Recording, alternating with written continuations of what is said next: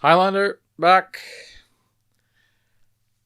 I'd say with another video, but that sounds a little pedantic because I don't make that many videos. One of the reasons being that I mainly make videos about either picking something up, which I haven't done in a long time, or I make a video about something. So I've picked something up, and I am about also to make a video about something that about a game, about a Commodore 64 game. Reason is that I've been following Hazemaker64's Twitch stream, which I recommend. Because it's if you like Commodore 64 gaming, you probably already know about him. But if you didn't, then I think his stream is relaxed in a way that I mean, I've done some streams, and I think I feel like I tend to overextend a little when I stream. I try too hard. I talk too fast and too much. But when I watch Hazemaker, I'll call him Andy because that's his name really. When he does it, he seems to be more in his element, which is nice to watch. And he actually plays games that I've never played, like the Metal Warrior series or the Creatures games or whatever. It's fun. And he's embellished his Twitch channel with a lot of stuff that he's programmed himself, which me being a programmer, I can appreciate. And it feels like something that I want to do, but I'm not gonna. I mean, it's just pleasant. It's a pleasant stream to watch, and if I have the energy and the time, I definitely like to either lurch in the background or participate in whatever he's doing. So it's a fun stream. But I see Andy finishing games, playing games on the Commodore 64 with a modded controller. And he has like a modded NES classic. No, he has a classic mini controller that he connects to his Commodore 64.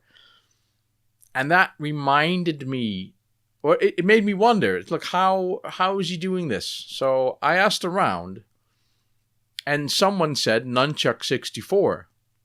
And that reminded me about C64 Customs, Daniel, as well as BWAC, because I think they both did videos about it. And I also remember thinking, who's going to want to connect a Wii controller, because that's what it does, a Wii controller to the Commodore 64, especially a nunchuck. If you don't know what a nunchuck is, when we had the Nintendo Wii, I think it came with a nunchuck. Your primary controller was the Wiimote. We're talking in past tense about the Nintendo Wii, of course. And you could connect this with this weird connector to your Wiimote. So you had your Wiimote in one hand and your nunchuck in the other. It has two buttons and a little sticky thing. And it also responds to movement. So someone thought, hey, let's get this connector, like the female side, or I think it's actually, let's call it the female side, the opposite side, and connect that to the Commodore 64. And they did. Tulan or DJ Tulan, I don't even know who that is, but he designed a board with a little microcontroller on it and some parts. And he wrote the code to map the inputs of one controller to the Commodore 64, 2 ports, so you can even map one button or one action to something on the other Commodore port, so you can actually have control over 2 Commodore 64 controllers at the same time. And I believe there are games that allow you at least to use 2 controllers. Now that I think about it, that would be a great option for a twin stick shooter. And I'm thinking even, is there or isn't there, what's it called? 2084, my favorite game. I can't think of the name now. By Williams. Come on. Robotron. Isn't there a Robotron version on the Commodore 64 that allows you to do that? Have two sticks? I think there is. Anyway, I digress. So I've seen these things and I sort of disregarded them because who wants to do that? And now all of a sudden I have to see someone do it because I have the imagination of a gnat basically, and when I see someone do a thing, I can imagine me doing it, and then I think, hey, that's interesting, so let's do that. So I sort of asked around, trying to figure out what is this thing, what is this nunchuck thing, and it turns out I got to talking to Hans Biwak and Daniel C64 Customs, both of them, and actually they both offered to send me one because they are the two people that I know that are capable of making them. And apparently they both had a board. And Daniel is actually, I think, even part of the team that creates them. So Daniel was kind enough to just send me one, which I'm very grateful for. Thanks, Daniel. Top lad. If there's anything I can do in return, then please let me know. So this is it. Tiny little, I'm going to show my hand, not for focus, but for comparison, size comparison. So it's a little board that you plug into the Commodore 64, and not only does it take the nunchuck, but it also takes the classic Wii controller. I should hold it up like this. The Wii Classic controller, which also connected to the Wiimote. And this is actually, no, I did it wrong. I'm holding it up like this. This is actually a pretty good controller. And on the Commodore 64, all of a sudden, in games that use up for jump, I have a jump button. Now, if that's not comfortable, I don't know what is. So that improves on my own, and I'll show it. Hold on. Because I made this leaf joystick and a clicky button, and this directly connects to the Commodore 64. You can see the insides because I never bothered to put in the bottom. So this at least gives me like an arcade feel because these are arcade parts, so I can play my Commodore 64 games. But up, in Rescuing Orc, up is still jump. So with this solution, I can now perhaps improve my gameplay. So well done. Isn't that good? That's great. So I'm going to leave a link in the description, and it will lead you to the GitHub page. And I might also include a link to the Forum 64 page, but I think I'm pretty certain that's in German. But it will allow you to at least express your interest and maybe even, build one yourself, because all of the information you need to build one is on the GitHub. It's just an open source project. I am not sure because I think the project is at least, it started in 2017. This board has 2018 on it. So it's a couple of years old. I didn't see any very recent updates to the code. But it looks easy enough to change yourself. You're just going to have to find a way to compile it and to send it to the little microcontroller that's on it. So I'm going to have a little bit of a detailed view of the Nunchuck 64. It'll be at the end of this video. So hopefully that'll be of use to you. This is the Nunchuck 64. And it's a clever little thing made by DJ Toolan, or it says Toolan here. It's an open source product, so you can get the designs for the board and the part list and make it yourself. I don't think there's an option to buy it ready made, unless you find someone who can do it. It's definitely SMD parts, so this is the reason why I couldn't do it myself, although Daniel, who made it for me, says that it's not too hard. And it probably isn't, but you just need some stuff. So if I start at the bottom, looks relatively simple. There's no parts on this side. You can see the side where the Wii connectors are and the side where the 9-pin connectors are. They're just straight connectors, and they sort of straddle the board. Hopefully you can see that. Like the 9-pin connectors have 2 rows of sockets of prongs, and they're soldered on each side of the board. Otherwise, it's just a bunch of resistors. There's a few capacitors. There's a tactile switch. There's the Wii connectors. There's the DB9 connectors.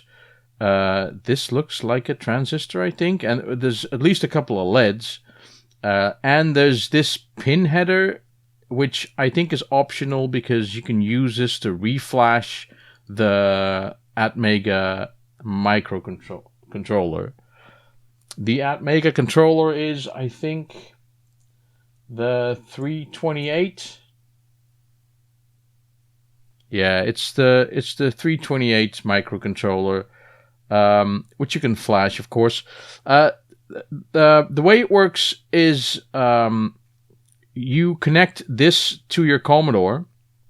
It also works on the Ultimate 64, and it uses both of the controller ports at once.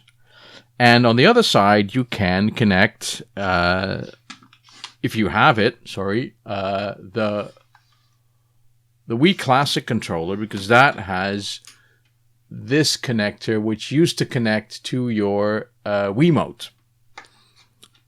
You can, of course, also use the Nunchuck, and the fun thing is that the gyros in here are also mapped, like, so you can use them.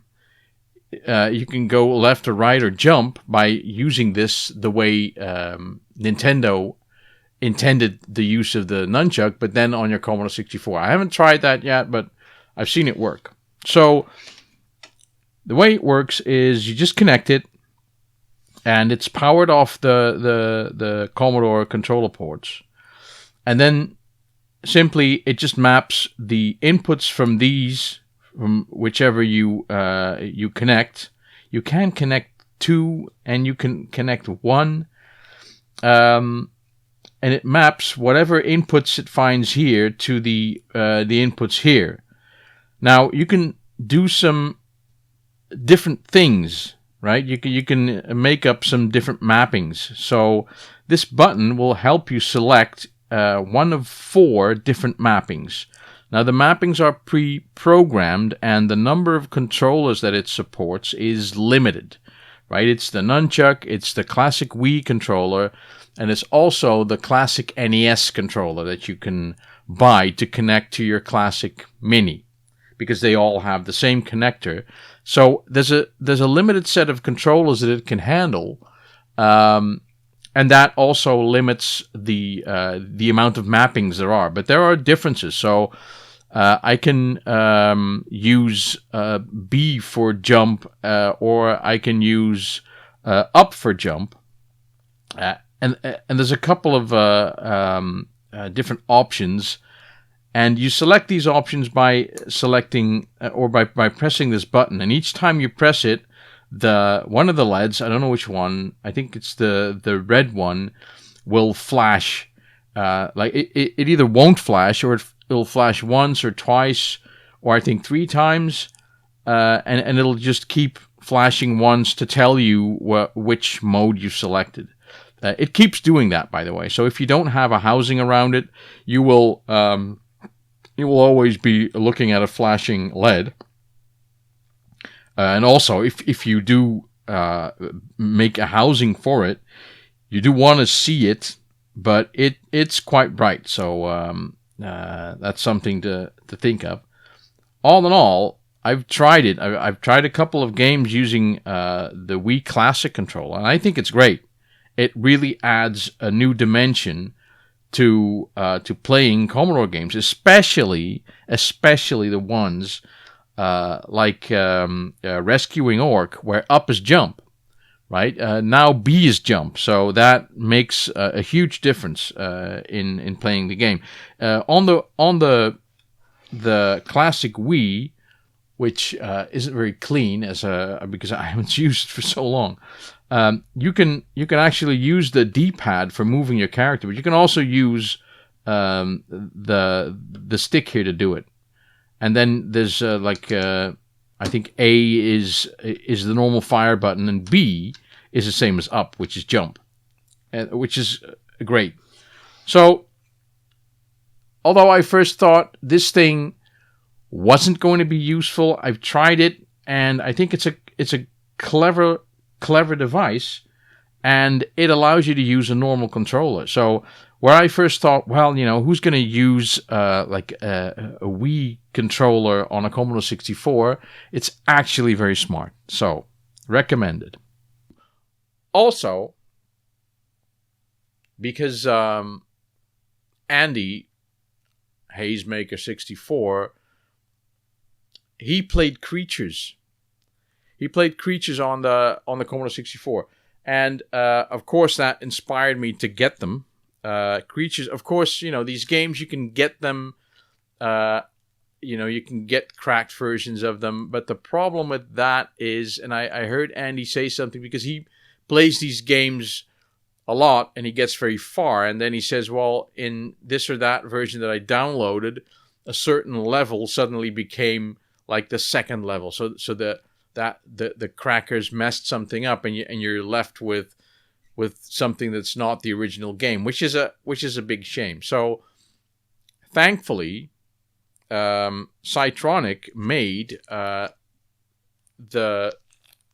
release of Creatures 1 and Creatures 2. Creatures 1 and Creatures 2. Now, these were games that were originally released, I think, at the end of the lifetime of the Commodore 64, but because they are pretty good games. The what are they called? Apex Productions. What are the guys called that made this again? I'll just look it up quickly. These games are pretty good. They are sort of action puzzle games, and they're pretty tough. A good challenge, but fun to play. Let's see. Apex Computers Productions. What are these guys called again? Right. John Rowlands and Steve Rowlands. Their nicknames are Playboy and Super Slick. I'll read a little bit of the scenario. Shall I do that? It's long. Well, I'll read the first paragraph here. Out in the nether regions of deepest space in the far bottom right of the Milky Way lies a small, insignificant little planet named Blot. Although a pretty place, it's deserted after its inhabitants were forced to flee from an awful fate, being called by such an unhip name as Bloatians. Okay, was that the fate? I don't know. As soon as they were able, they built a crude but sufficient colony ship and spluttered off into space in search of a trendier planet. Until such a place was found, they renamed themselves Fuzzy Wuzzies in search of real hipness. And then an asteroid crash landing on Earth, Pacific Ocean, blah blah. And then there are bad-tempered demons living on the far side of the island. The demons came up with a cunning plan to put an end to the commotion apparently happened, and general good time had by the intruders, blah, torture chambers. The only one who wasn't caught was Clyde Radcliffe. A Bloatian, probably. A tanked up little fuzzy, already throwing up in the bushes. Okay, well, it sounds like fun, right? So Cytronic, I think the only version that they have for sale at this moment, at least, is the budget disc version.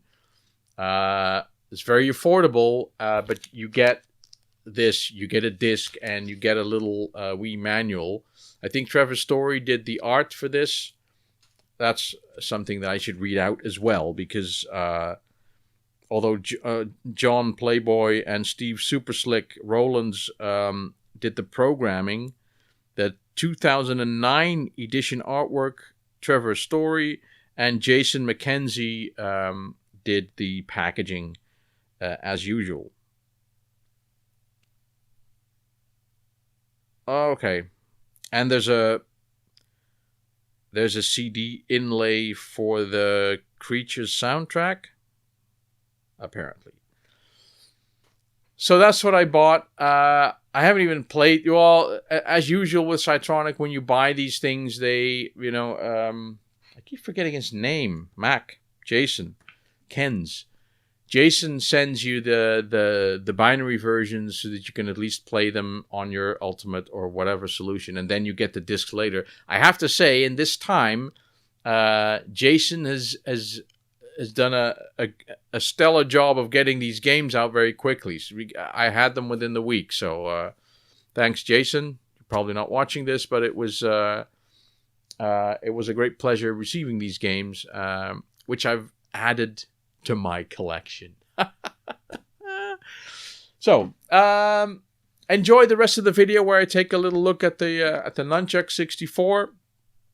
I'll be back with another video soon, and that is going to be about a game that was made by Hazemaker64 Andy, and that is Mario Cement Factory, which is a Game & Watch game. So if you're interested in Game & Watch games on the Commodore 64, a couple exist, and I'm gonna demonstrate and play and make one of those review videos about Mario Cement Factory, one of the most complicated Game & Watch games that was ever made. So thank you for watching, and I will see you next time. Bye-bye.